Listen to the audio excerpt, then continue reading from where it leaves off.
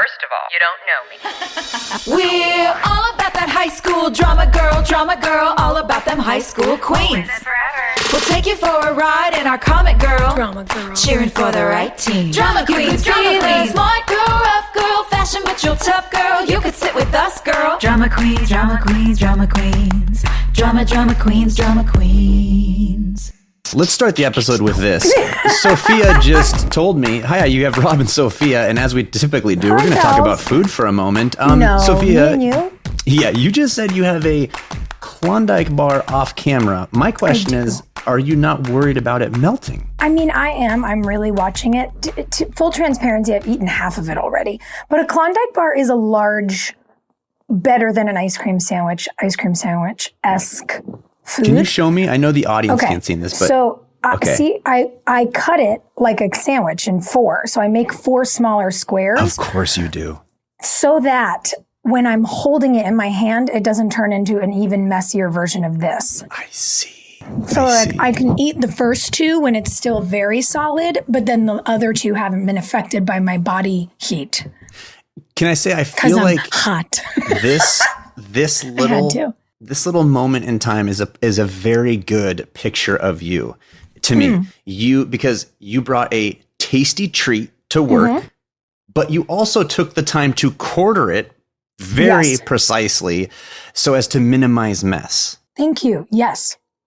That's a lot of you captured in a very small circumstance. It is. And you know what's really funny about this? 2 nights ago, who knows when it was when this will air, but 2 nights ago in real time, I went to see the American Ballet Theater in New York, and it was so beautiful, and it was like a black tie fundraiser, and I got in the car with all of our friends, and they were like, you do not have a pizza wrapped in paper towels. And I was like, of course I do. I had made a pizza because the schedule of the day was weird and I was hungry, but it was one of those like long flatbreads. And I had done a version of this where I'd cut it into really thin strips so that I could eat them in the car without screwing up my lipstick. And I was like, that is a set trick, to not screw up your makeup while eating any messy food.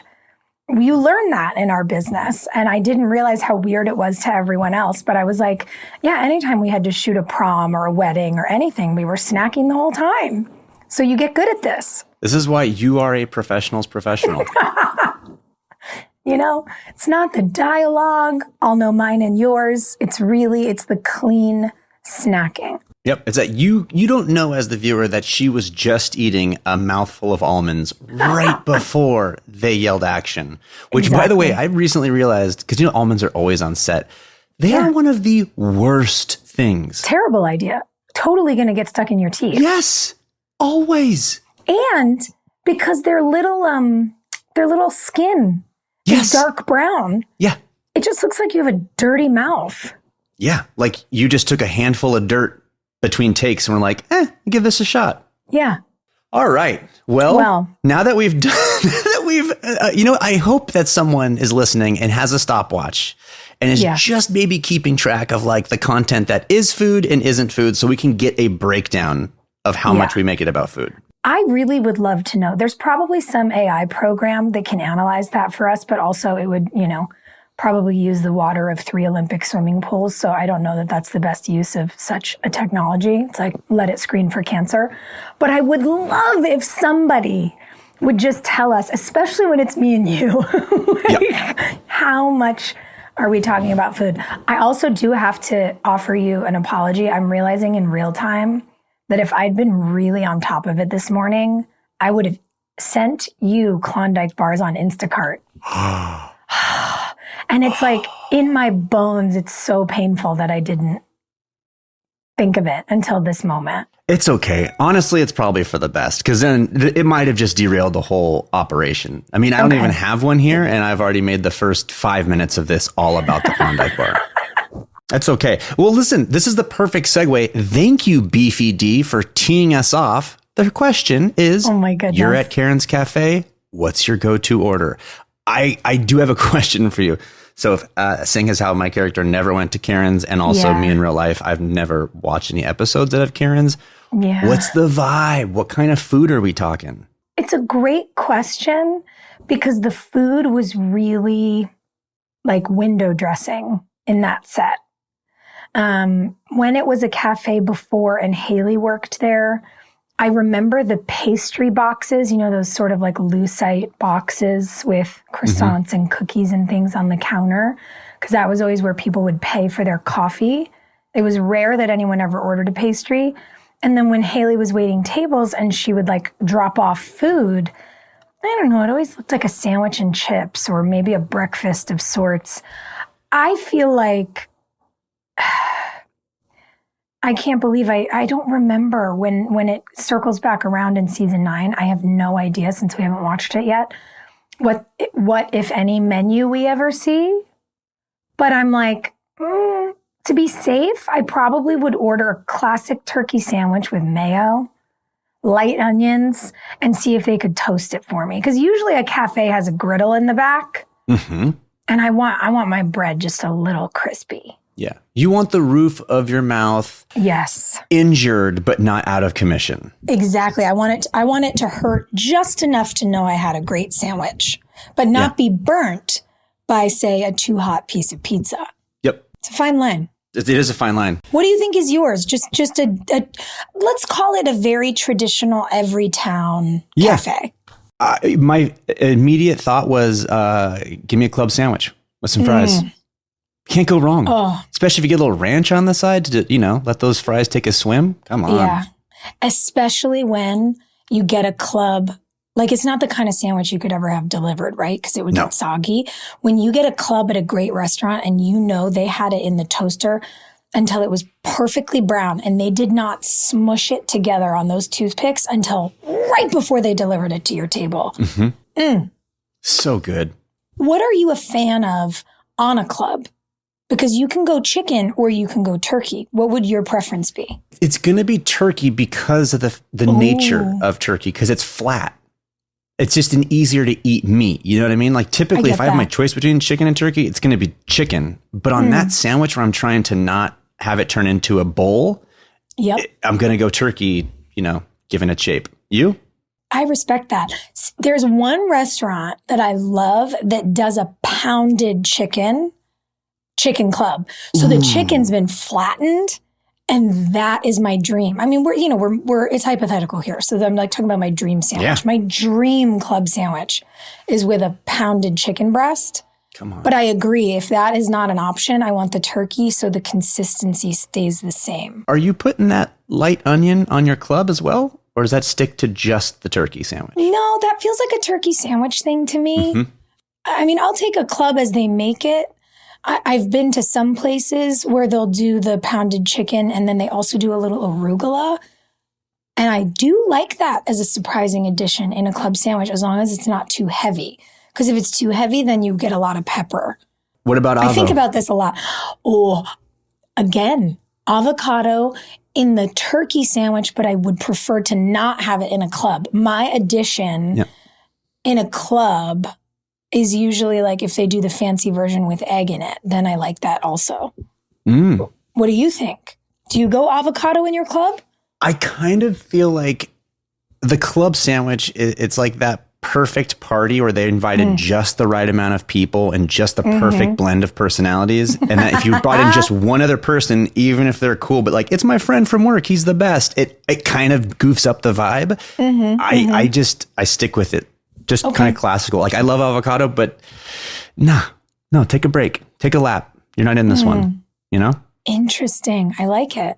Also, let the record show we're 11 minutes deep, haven't deviated from food yet. No, I'm proud of us, Rob. And guess what the next question is? Read it off. I was just about to say, it's like they knew today was just us, and I feel honored.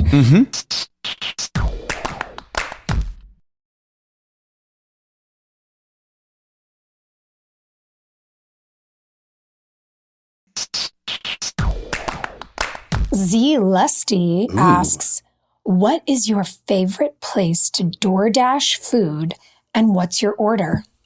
Off the top of my head, here in Portland, there's a place called Blue Star Donuts, and they make a mean old-fashioned donut, but then they do different ones, like a chocolate, like a devil's food cake glazed old-fashioned.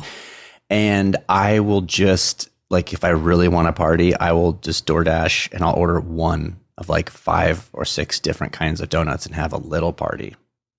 Wow. Yeah. Yeah. Oh, I like that for you. When you say a classic donut, do you mean like just the classic cake, like the caramely colored dough glazed? Oh, no, I'm saying they're old fashioned. Oh. So it's, they have that old fashioned shape. They all will have a glaze on them. It's just the inside of like the chocolate one is the devil's food cake dough. Oh. They are. Oh my God, that sounds so good. Like, listen, you're not walking away from that party without a stomach ache, maybe even a headache, but the ride is worth it, friend. Yeah, it's like, it's worth it. It's the roller coaster aspect.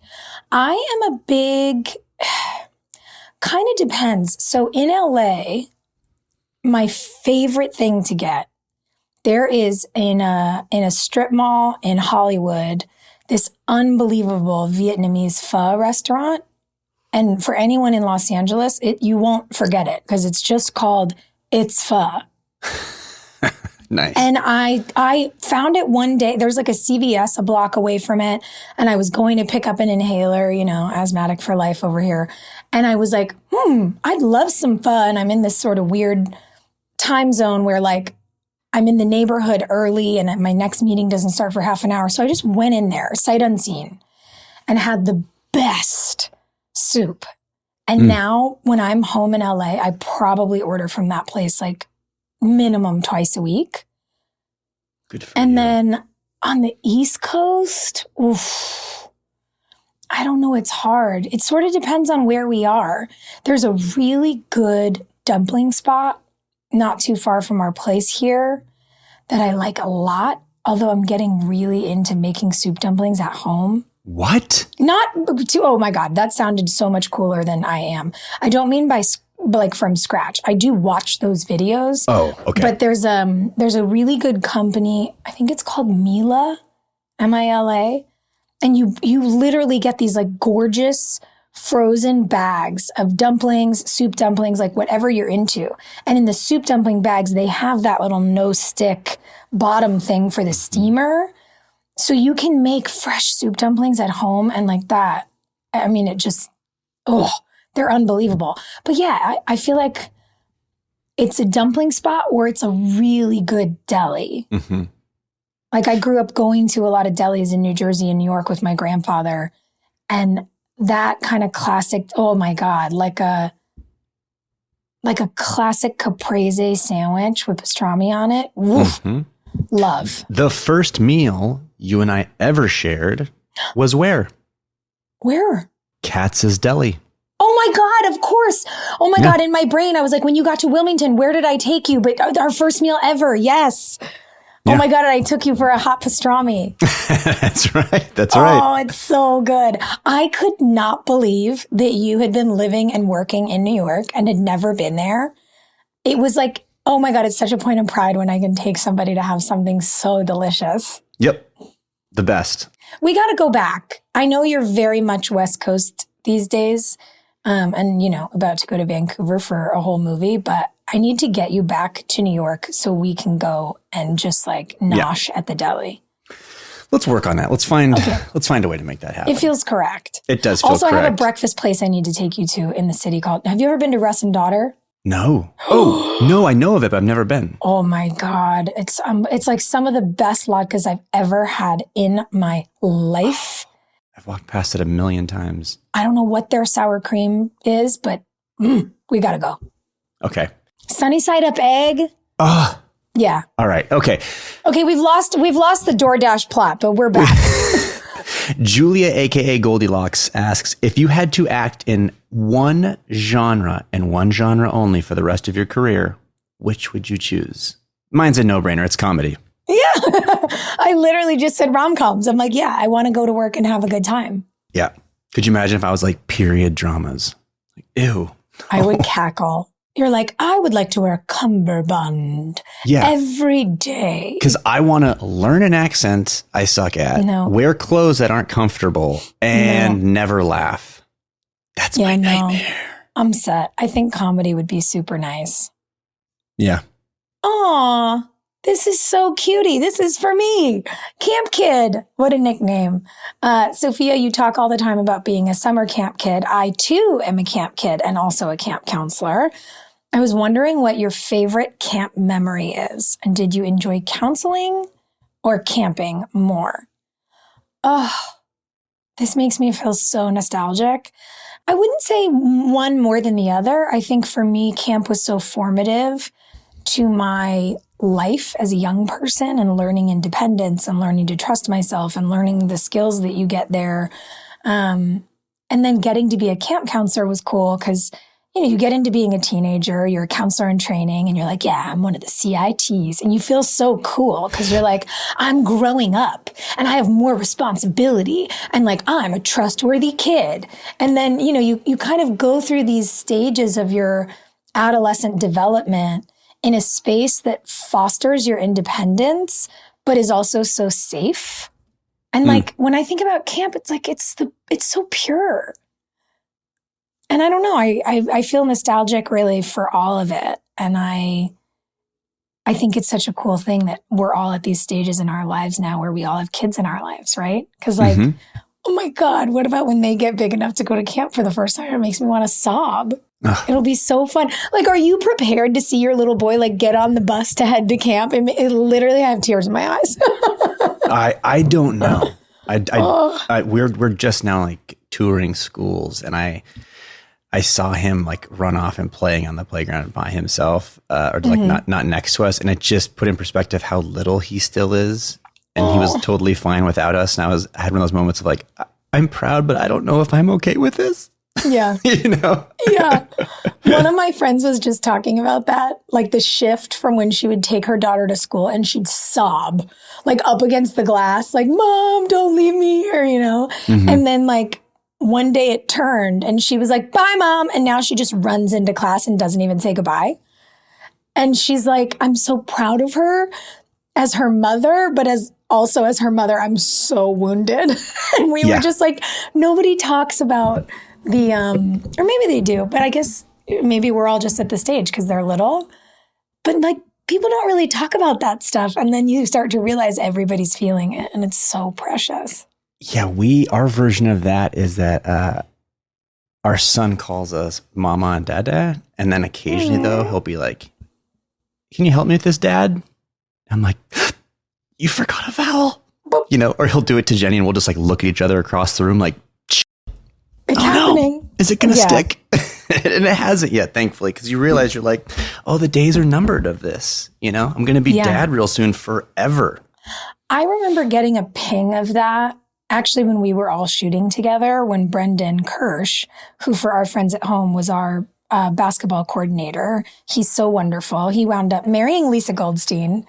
And before they got married and started their family, he had had a kid in a previous relationship. He had the cutest little girl, like ever. And his little girl, Gracie, couldn't say my name. She couldn't say Soph. And so when she was a little kid, she called me Soap. She would try to say Soph and she'd be like, hey, Soap, want to play? And all of us were just like, she's so precious. What are we going to do? And one day, Brendan brought her to work and she goes, hey, Soph, do you want to go to craft service with me? And I was like, I mean, I think she said crafty because she was a baby. But the day she said it, I was like, oh my God, this precious little speech impediment nickname I got by accident from the cutest kid I know is now, it's like gone forever. It's so crazy the way that you realize, you know, time passes by what they can and can't say or what they can and can't do independently. Oh, it just like tugs on your heartstrings.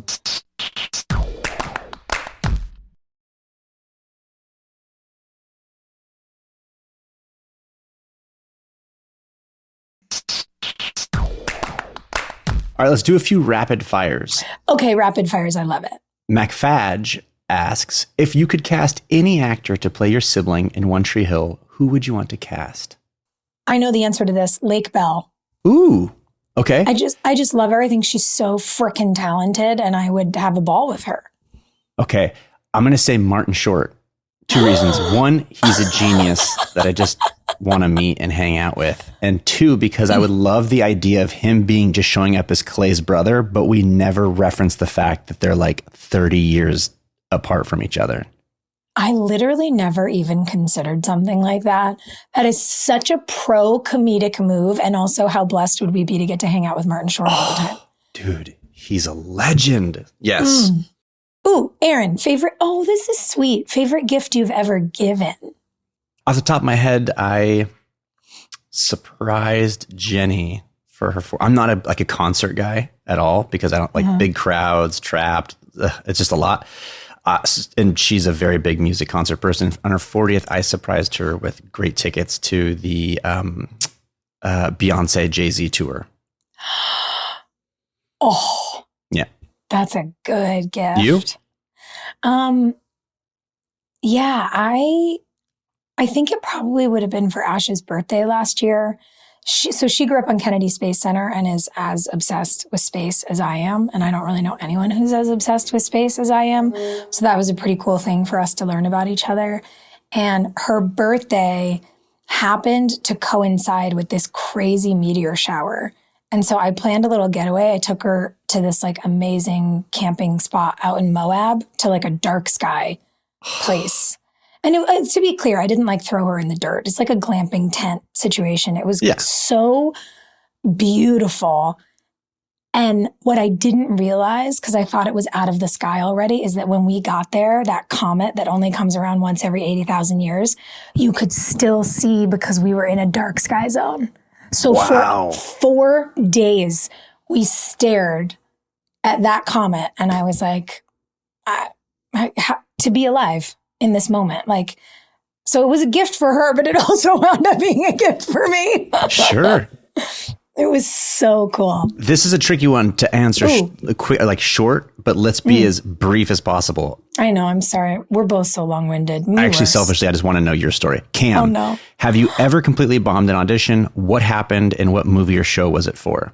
Yes. I mean, yes, but yeah. So I'll just, if you want to think for a second, I'll just say mine quickly because I think I've told on this podcast before. It was for Thor. They were dummy sides that were like ridiculous. And I made the mistake of not committing 100%. And I just I was supposed to be sword fighting. And I remember telling the casting director, like, I'm not going to be sword fighting the air. I'm just going to do the lines. And I could tell she was, I didn't. So never mind. I guess I only told our engineer Easton. Yeah, the sides were like supposed to be like sword, like with this sword I vanquish thee and all of this stuff. And I walked into the office already feeling like, oh, I'm not this guy. This isn't good. The 2 casting assistants were like young ladies my age who were attractive. So of course, then I'm like even more insecure and self-conscious. And I got too cool for school. And I was like, I'm not going to sword fight the air. I'm just going to say the lines. And I could tell in that moment by everyone's faces that they probably didn't even turn the camera on. They're like, great, thank you. And I was never invited back to that casting office since. Oh my goodness. I realized that this was a sad one to lose. I auditioned for the Amy Adams role in Catch Me If You Can. And and I don't remember if it was a similar situation where they weren't quite telling people. I don't think they released the script. So I think it might have been a dummy sides thing as well. And I remember being really flustered because it was also pilot season. And, back then, like as a college kid, I was going to like 3 or 4 auditions a day. And I knew I really wanted to book a pilot. Like, you think about a show. So the thing I had sort of thrown away because it was one short scene was this. And I remember in the room realizing like, wait, what? What is this appointment? Wait, I didn't read this clearly enough because I was so focused on this pilot that I wanted that I'd like memorized and worked with a friend on and all the things. And in my head, I was like, I don't know the lines. I don't even know. Like I just blanked. I was like, who is this woman supposed to be? Is she charming? Is she a seductress? Is she a student? Is she sweet? Is she mean? Oh God. Leonardo DiCaprio's in this movie? Like I just panicked. And it was like, in my memory, it was the most like robotic and sweaty audition I've ever done. But Amy Adams is a national treasure. So It was always supposed to be hers. Yeah, I suppose. Oh, it's just, man. And like the sting of those moments never goes away, you know? Well, and where you realize, especially when you're trying to break into the business, they give you way more stuff to try to get than you possibly could. Like it's just too much. It's too much to memorize. Yeah. It's too much to work on really well, but you're trying your best and you're young and you know, you're in that like, I'll sleep when I'm dead phase. And I just was like, I prioritized the wrong thing today and I think I will regret it. But see, the good news is out of these colossal failures came learning opportunities and we grew. There you go. I always read a breakdown twice ever since. Just to be sure I'm not missing anything important. And I do what the script tells me to do now without being too cool for school. I sword fight with the air. I love it. I guess Chris Hemsworth was an all right Thor. It's so funny in hindsight to be like, he was great. Yeah, like he got it. Like, let's be honest. They were just seeing guys. They had a guy in mind. I mean, yeah. Yeah. There's always that moment too where you go out for something and then you're like, Yeah. I remember one of my favorite scripts I ever read. I was like, I really want to fight for this one. And my team was like, it's very good. And I was like, why is everyone being so weird? And then the next day in Deadline, they were like, Anne Hathaway's inked a deal for. And I was like, yes, she's won an Oscar. Understood. Yes. And it's funny because you'll get the note, they went a different direction. And my brain is like, was it the direction of more talent? But then it'll be like, there was one I was supposed to do. And I'm like, I had to learn the Dougie for it. What? And I was just having a day and I was like, no, I'm not going to learn the freaking Dougie for a stupid audition. I was just pissed, right? And I normally don't do auditions, but on this one I was just like, absolutely not. And then the next week, Deadline announced that Jared Leto was playing the role. And I'm like, exactly. I wasn't even in the mix. Yeah, you're like, cool story, bro. Yeah. All right. Well, hey, look, at 30 minutes, we only spent half the time talking about food. I'm really proud of us. We're growing. Yep. We had a strong second half. Thanks, friends. Please continue submitting your questions. And if they are food related, we won't be sad. Yeah. Bye, everybody. Thanks for joining us. Bye. Hey, thanks for listening. Don't forget to leave us a review. You can also follow us on Instagram at Drama Queens OTH. Or email us at dramaqueens@iheartradio.com. See you next time. We're all about that high school drama girl, all about them high school queens. We'll take you for a ride in our comic girl, cheering for the right team.